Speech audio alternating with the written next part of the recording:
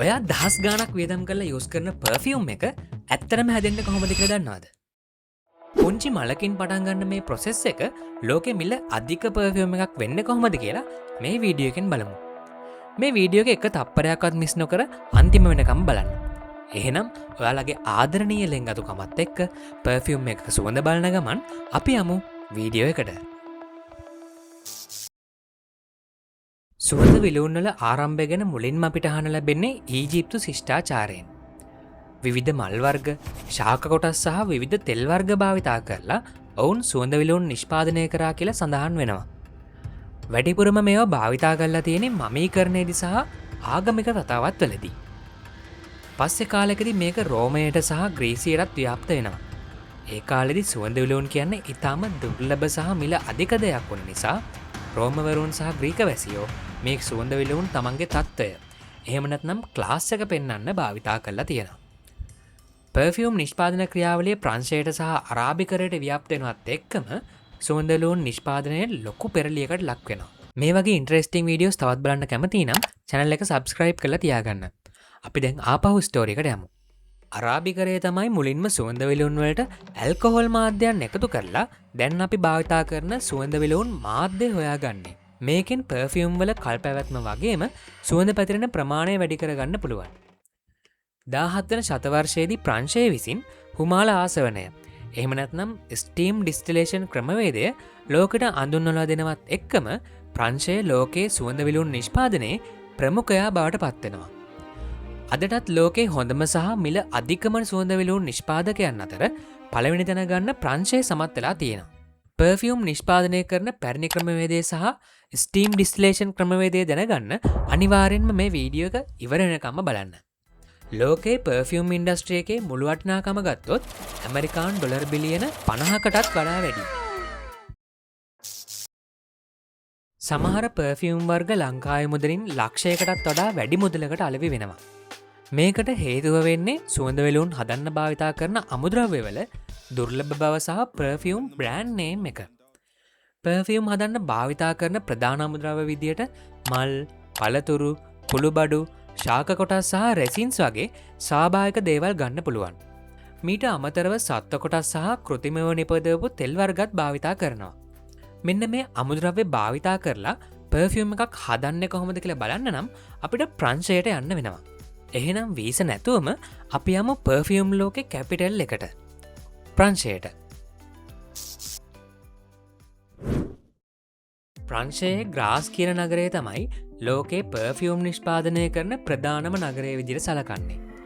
ලැවෙන්ඩර්, රෝස, ජැස්මින් සහ තවත් මල් ගොඩක් හැදෙන්න අවශ්‍ය කරන කාලගුණය මේ ග්‍රාස් නගරයේ තියෙනවා. මේ අතරින් ග්‍රාස් නගරයේ හැදෙන ලැවෙන්ඩර් මල් වලට විශාල ඉල්ලුමක් තියෙනවා. සාරවත්ව සහ නැවුම පිපුණ මල් පාන්දර කාලයේදීම නෙලා ගන්නවා. මොකද ඒ වෙලාවේදී තමයි මල්වල සුවඳ ඒ මල්වල හොඳින්ම අන්තර්ගත වෙලා තියෙන්නේ. ලැවෙන්ඩර් මල් මැෂින් වලින් නෙලා ගද්දී තවමත් රෝස සහ ජැස්මින් කියන මල් වර්ග නෙලා ගන්නේ අතින්මයි. ඒකෙන් මල්වල ගුණාත්මක භාවය රැකෙනවා. ඉතින් මේ විදිහට නෙලාගත්ත මල් ඉතාමත් ඉක්මනින් ෆැක්ටරියකට යවනවා. මොකද නෙලාගත්ත මල් වැඩිපුර හිරු එළියට නිරාවරණය වුණොත් ඒ මල් වලින් සුවඳ අඩංගු තෙල් වාෂ්ප වෙන්න පුළුවන් නිසා. මේ විදිහට නෙලාගත්ත මල් ෆැක්ටරියට ආවට පස්සේ කෙලින්ම යවනවා ඔයිල් නිස්සාර මැෂින් එකකට. මල් වලින් සාරය ලබා ගන්න ක්‍රම 3ක් තියෙනවා.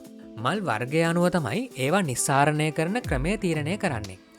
ඔයාලට මතක ඇති මම වීඩියෝ එකේ මුලදීම කිව්වා මල් වලින් සුවඳ නිස්සාරණය කරන පැරණි ක්‍රමයක් සහ ස්ටීම් ඩිස්ටිලේෂන් කියලා ක්‍රම දෙකක් ගැන. තවත් මේ වගේ ක්‍රම දෙකක් තියෙනවා. එහෙනම් අපි බලමු මුලින්ම පැරණි ක්‍රමය කියන්නේ මොකක්ද කියලා. එන්ෆ්ලරාජ් කියන්නේ හීට් එක භාවිතා නොකර මල් වලින් සුවඳ ලබා ගන්න පැරණි ක්‍රමයක්. මේකෙදි සුවඳක් නැති මේද තට්ටුවක් උඩ මල් අතුරනවා. ටික වෙලාවකින් මල්වල සුවඳ අඩංගු තෙල් මේ මේද තට්ටුවට හිමින් උරා ගත්තට පස්සේ ඇල්කොහොල් මාධ්‍යයක් එකතු කරලා සුවඳ නිස්සාරණය කරගන්නවා. මේක තමයි අදටත් ලෝකේ වැඩිපුරම භාවිතා කරන මෙතඩ් එක වෙන්නේ. මේ ක්‍රමවේදය ගැන හරි අවබෝධයක් ගන්න අපි බලමු ස්ටීම් ඩිස්ටිලේෂන් ක්‍රමය යූස් කරලා ලැවෙන්ඩර් ඔයිල් ලබා ගන්න කොහොමද කියලා. මුලින්ම ෆාම් වලින් නෙලාගත නැවුම් ලැවෙන්ඩර් මල් විශාල වානේ ටැංකියකට අතුරනවා. හොඳින් අතුරගන්න ගමන් මේවා හොඳට තද කරනවා මල් අතර තියෙන වාතය ඉවත් වෙලා හොඳට කම්ප්‍රෙස් වෙන්න. ඊට පස්සේ මේ ටැංකිය සීල් කරලා ෆැරන්හයිට් අංශක 220ක උෂ්ණත්වයකට රත් කරපු හිමාලය මේ ටැංකිය යටින් නිශ්චිත පීඩනයක් යටතේ ලබා දෙනවා. මේ උෂ්ණත්වයේදී සහ පීඩනයේදී තමයි මල් වලින් හොඳම ක්වොලිටියට තියෙන ෆ්‍රේග්‍රන්ස් ඔයිල් ලබා ගන්න පුළුවන් වෙන්නේ. පළවෙනි විනාඩි 15ේදී හිමාලය යට ඉඳලා උඩට වෙනකම්ම හොඳින් පැතිරිලා හොඳින් රත් වෙනවා. ඊළඟ විනාඩි 30ේදී මල් පෙතිවල අඩංගු වෙන හොඳම ප්‍රමිතියෙන් තියෙන ලැවෙන්ඩර් ඔයිල් හිමාලයත් එක්ක එකතු වෙලා ටැංකියේ තියෙන බට හරහා එළියට එනවා. මේ විදිහට එළියට එන හිමාලය දිග කන්ඩෙන්සර් බටයක් කරහා යවනවා. මෙතනදී වෙන්නේ හිමාලය නිසා රත් වෙන බට පිටතින් ලබා දෙන ජලය නිසා බටෙන් තාපය ඉවත් කරන එක. මේකෙන් වාෂ්ප විදියට තියෙන ලැවෙන්ඩර් ඔයිල් ද්‍රව බවට පත් වෙනවා. මේ ද්‍රවයේ ලැවෙන්ඩර් ඔයිල් වගේම ජලයත් අඩංගු වෙන නිසා ඊළඟ ප්‍රොසෙස් එකේදී ලැවෙන්ඩර් ඔයිල් ජලයෙන් වෙන් කර ගන්නවා. ලැවෙන්ඩර් ඔයිල් ජලයට වඩා ඝනත්වය අඩු නිසා ජලය උඩ පාවෙනවා. මේ නිසා අපිට ලේසියෙන්ම ලැවෙන්ඩර් ඔයිල් වෙන් කර ගන්න පුළුවන්. මෙතනදී වෙන් කරගත ජලය අපත යන්නේ නැහැ. ඒවා ආලේපන, එයා ෆ්‍රෙෂ්නර් වගේ දේවල් සුවඳවත් කරන්න භාවිතා කරනවා. මේ විදිහට ලැවෙන්ඩර් ඔයිල් ලීටර් 50ක් හදන්න ආසන්න වශයෙන් ලැවෙන්ඩර් මල් කිලෝ 500ක් විතර අවශ්‍ය වෙනවා. මල් වලින් එසෙන්ෂියල් ඔයිල් වෙන් කරගන්න තවත් ක්‍රමයක් තමයි සෝල්වන්ට් එක්ස්ට්‍රැක්ෂන් කියන්නේ. මේ ක්‍රමය රෝස මල් වලින් සහ ජැස්මින් කියන මල් වර්ග වලින් ඔයිල් එක්ස්ට්‍රැක්ට් කරගන්න යූස් කරනවා. ඒත් ඇයි මේ මල් වර්ග වලින් ඔයිල් එක්ස්ට්‍රැක්ට් කරගන්න ක්‍රම දෙකක්? ලැවෙන්ඩර් මල් වලට වඩා රෝස මල් සහ ජැස්මින් මල් වල පෙති සොෆ්ට් වගේම තුනී. ඒ නිසා තාපය භාවිතා කරලා ඔයිල් නිස්සාරණය කරගන්න බෑ. ඒ වගේ මල් වර්ග වලින් ඔයිල් එක්ස්ට්‍රැක්ට් කරගන්නකොට භාවිතා කරන්නේ මෙන්න මේ සෝල්වන්ට් එක්ස්ට්‍රැක්ෂන් කියන මෙතඩ් එක. මේකෙදි මුලින්ම කරන්නේ ෆ්‍රෙෂ් මල් ස්පෙෂල් කෙමිකල් සෝල්වන්ට් එකක් එක්ක මික්ස් කරන එක. ඊට පස්සේ මල් වල තියෙන තෙල් රසායනික ද්‍රාවණයට උරාගත්තට පස්සේ හැදෙනවා පේස්ට් එකක්. මේ පේස්ට් එකට ඇල්කොහොල් මාධ්‍යයක් එකතු කරලා ඒක දිය වුණාට පස්සේ රත් කිරීමකට ලක් කරනවා. රත් වුණ ඇල්කොහොල් මාධ්‍යෙන් වාෂ්ප විදියට සුවඳවත් වුණ ඔයිල් පිට වෙලා කන්ඩෙන්ස් එකක් කරහා ගමන් කරලා පියෝ ෆ්‍රේග්‍රන්ස් ඔයිල් නිෂ්පාදනය වෙනවා. මේ ක්‍රමයෙන් රෝස් එසෙන්ෂියල් ඔයිල් මිලිලීටර් 500ක් හදන්න ආසන්න වශයෙන් කිලෝ 2300ක විතර රෝස මල් ඕන වෙනවා. කෝල් ප්‍රෙසින් කියන ක්‍රමේදී වෙන්නේ තෙරපීමකට ලක් කිරීම මගින් තෙල් නිස්සාරණය කරගන්න එක. ලෙමන් වගේ පැගිරි අඩංගු පළතුරු වලින් තෙල් ලබා ගන්නේ මේ ක්‍රමය පාවිච්චි කරලා. ස්ටීම් ඩිස්ටිලේෂන්, සෝල්වන්ට් එක්ස්ට්‍රැක්ෂන්, කෝල් ප්‍රෙසින් කියන ක්‍රම වලින් ලබා ගන්න එසෙන්ෂියල් ඔයිල් පරීක්ෂණාගාරයක් ඇතුළේදී මිශ්‍ර කරනවා. මේක කරන්නේ පර්ෆියුම් මික්සින් කරලා අවුරුදු 15කටත් වඩා පළපුරුද්දක් තියෙන පිරිසක්. මෙයාලව පර්ෆියුමර් එහෙම නැත්නම් නෝස් කියලාත් හඳුන්වනවා. එකිනෙකට වෙනස් සුවඳ වර්ග 100 ගාණක් හරියට මඳුන ගන්න මෙයාලට පුළුවන්. ඉතින් මේ විදිහට විවිධ පරිමාවලින් විවිධ සුවඳ වර්ග එකතු කරලා ඉතාමත් අනර්ග පර්ෆියුම් බේස් එකක් හදනවා. සමහර පර්ෆියුම් බේස් එකක් හදන්න එසෙන්ෂියල් ඔයිල් වර්ග 50කටත් වඩා භාවිතා කරනවා. මේ විදිහට හදන පර්ෆියුම් බේස් එකක සුවඳ කොටස් 3කට බෙදෙනවා ටොප් නෝට්ස්, මිඩල් නෝට්ස් සහ බේස් නෝට්ස් විදිහට. ටොප් නෝට්ස් කියන්නේ අපි පර්ෆියුම් එක යූස් කරපු වෙලාවෙ ඉඳන් අපිට මුලින්ම දැනෙන සුවඳ. මේ සුවඳ වැඩි වෙලාවක් රැඳෙන්නේ නැහැ. ඉක්මනටම වාෂ්ප වෙලා යනවා. ටොප් නෝට්ස් වලට වැඩිපුරම භාවිතා වෙන්නේ ලැවෙන්ඩර් සහ සිට්‍රස් වගේ සුවඳ වර්ග. මිඩල් නෝට්ස් එහෙම නැත්නම් හාට් නෝට්ස් කියන්නේ පර්ෆියුම් එකකින් එන ප්‍රධානම සුවඳ. ගොඩක් වෙලාවට මේකට යූස් කරන්නේ ෆ්ලෝරල් හරි ස්පයිසි වගේ සුවඳක්. උදාහරණයක් විදිහට රෝස් එසෙන්ස් සහ සිනමන් වගේ සුවඳවල් මේකට ගන්න පුළුවන්.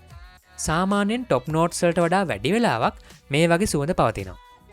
බේස් නෝට්ස් වලින් තමයි පර්ෆියුම් එකක ලොන්ජිවිටි එක තීරණය වෙන්නේ. බේස් නෝට් වලට වැඩිපුරම යූස් කරන්නේ ගොඩක් ඩීප්, රිච් සුවඳක් තියෙන වැනිලා, මස්ක්, සඳුන් වගේ එසෙන්ෂියල් ඔයිල්. හරි. අපි දැන් පර්ෆියුම් බේස් එක හදාගෙන ඉවරයි. ඒත් අපිට මේක තාමත් පාවිච්චි කරන්න බෑ. ඒකට හේතුව අපි පර්ෆියුම් බේස් එක හදාගත්තේ එසෙන්ෂියල් ඔයිල් පාවිච්චි කරලා. මේක ඔයිල් එකක් විදිහට තියෙනකොට අපිට ඒක සාමාන්‍ය පර්ෆියුම් එකක් වගේ ස්ප්‍රේ කරන්න බෑ. ඒ නිසා මේ බේස් එකට ඇල්කොහොල් මාධ්‍යයන් කලවම් කරනවා. මේකෙන් පර්ෆියුම් එකකට ස්ප්‍රේ කිරීමේ හැකියාව ලැබෙනවා වගේම සුවඳ හොඳින් පැතිරෙන්න අවස්ථාවක් ලැබෙනවා. ඔයාලා දන්නවා ඇල්කොහොල් වල ගුණාත්මක භාවය කාලයත් එක්ක වැඩි වෙනවා. ඒ වගේම තමයි මේ ඇල්කොහොල් මික්ස් කරපු පර්ෆියුම් බේස් එකේ කොලිටි එකත් කාලයත් එක්ක වැඩි වෙනවා. මේ නිසා පර්ෆියුම් බේස් ලික්විඩ් එක සති කීපයක් හෝ මාස කීපයක් පරණ වෙන්න තියලා තමයි අවසාන අදිරයට අවන්නේ. මේකට ඒජින් ප්‍රොසෙස් එක කියලාත් හඳුන්වනවා. මේ විදියට මාස කීපයක් තියාගත්ත පර්ෆියුම් ලික්විඩ් තවදුරටත් පිරිපහදු කරලා පැහැදිලි ද්‍රවයක් විදියට අවසාන අධීරයට යවනවා. අවසාන අධීරයේදී තමයි ඉතාමත් අලංකාර නිමැවමකින් තියෙන වීදුරු බෝතල් වලට මේ පර්ෆියුම් ලික්විඩ් එක පුරවලා සීල් කරලා මිලෙන් අධික පර්ෆියුම් එකක් විදියට නිෂ්පාදනය කරන්නේ. ඉතින් ඔන්න ඔය විදියට තමයි පුංචි මලක් මිල අධික පර්ෆියුම් එකක් වෙන්නේ. අද ඉඳන් ඔයා පර්ෆියුම් එකක් යූස් කරනකොට මේ ප්‍රොසෙස් එක මතක් වෙයි කියලා හිතෙනවා. ඔයාලට තවත් මේ වගේ වීඩියෝස් බලන්න ඕන නම් මාව සබ්ස්ක්‍රයිබ් කරලා තියාගන්න. මේ වීඩියෝ එක වැදගත් වෙන කාට හරි ෂෙයා කරන්නත් අමතක කරන්න එපා. ආයෙත් මේ වගේම වීඩියෝ එකකින් හම්බෙමු. ඔයාලට සුබ දවසක්.